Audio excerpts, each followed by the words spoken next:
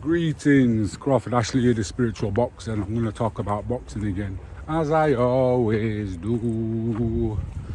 Like I say, I'm feeling in a better place, and when I feel in a better place, I start thinking about boxing. And I do know. It's one of them things, as a kid, it was on my mind 24/7, all the way through my career. It was 24/7. Boxing, it was something I had to do.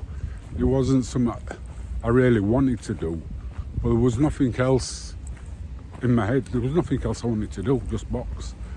And I wasn't a gym rat. I wasn't always in the gym because of how I trained. My body couldn't. Every time I go into a gym to train, I give 100%, and you can't do that week in, week out, week in, week out. My body couldn't do it. So when I wasn't in the gym, I was walking. I wasn't basically doing. I wasn't living the bad life. I was living a good life. You know, fit, active, but I didn't go into the gym. And what I'm trying to get at now is the way. It was down to my boxing technique. I knew how to box. So going in a ring with anybody, I felt safe, I felt comfortable in there, because as a kid, like I said before, I was taught to make the ring my home. So every time I was going to box, I was going home. It just felt right. But trainers and boxers, can people who've never boxed before be good trainers? That came up on Facebook, and it's a nice thing. And can good boxers, become good trainers? And I think the answer to that, nearly went for a bit, is yeah. The thing is, for me, it's like training boxing. It covers a lot of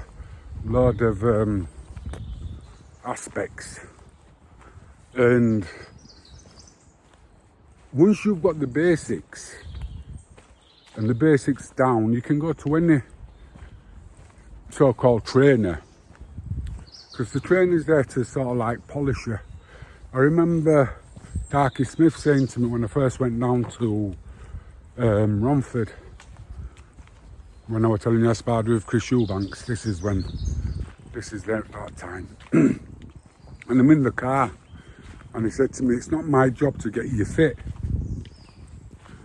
So I looked at him, I said, "Explain." He says, "You're a rough diamond. My job is to polish you. Your job is to be fit. You're a professional athlete. That's what you do. You've got to be fit." And that made so much sense to me, because he's not trying to redefine my style, he's just polishing it. So somebody who's never boxed before might be very good at getting somebody to become the best they are, just by little bits, little touches, little things that work. And that's what I say to people. The difference between a good fighter and a great fighter is a little bit. Now, I think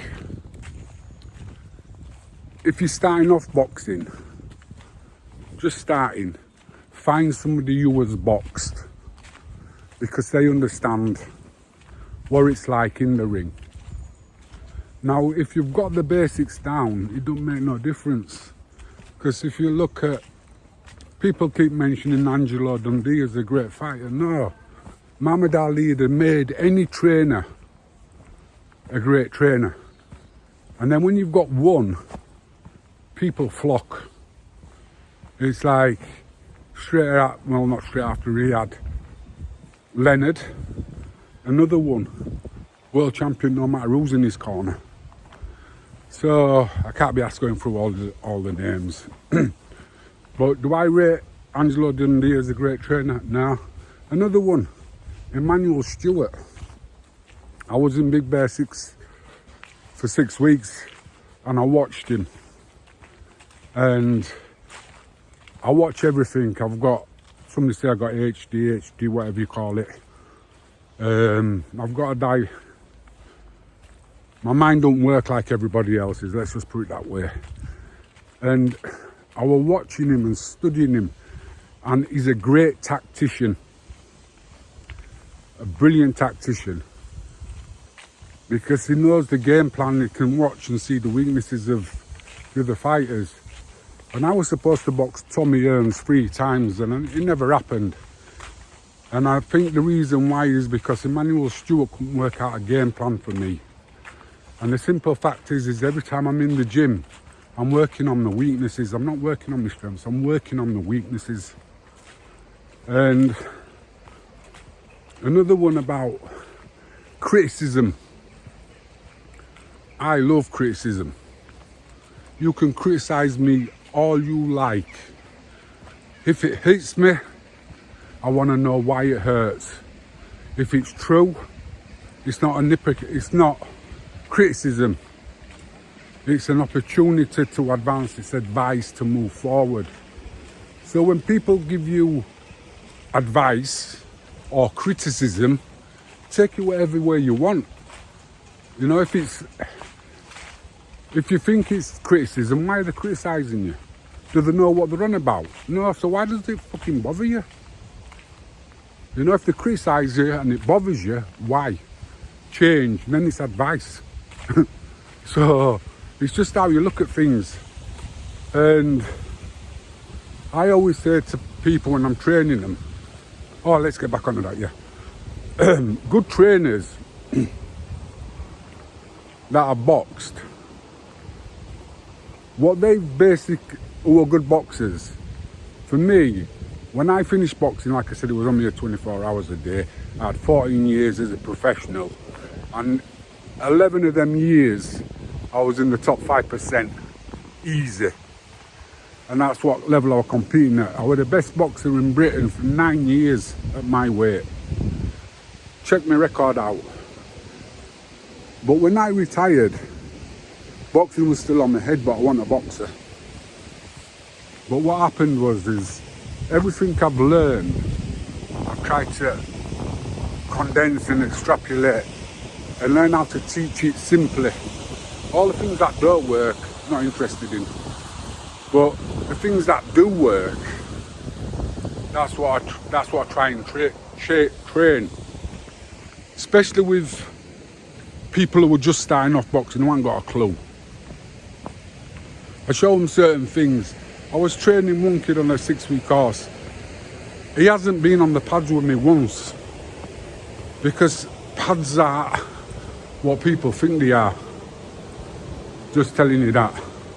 You know, when everybody comes, oh, can I do pads? Can I do pads? Nah. You know, learn to box first, and then you'll understand what pad work is after that. There's too many people on YouTube showing all these combinations and things. They don't work. In a ring, in a fight, they don't bloody work. It's simple.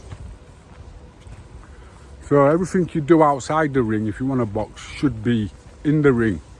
It's like a few tips I gave to Fraser and Matty.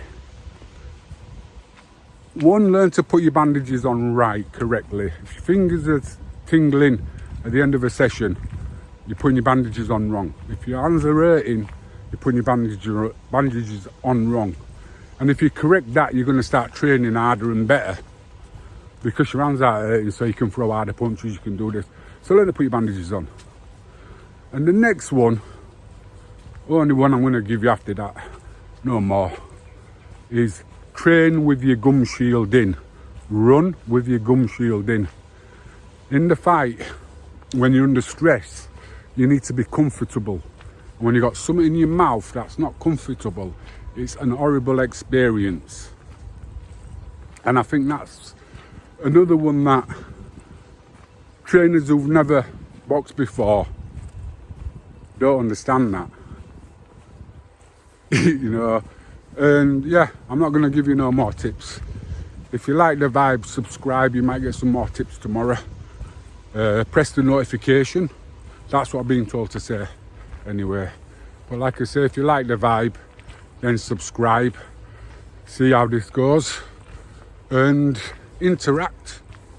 You know what I mean? Like I say, criticism for me, it either helps me or I ignore it.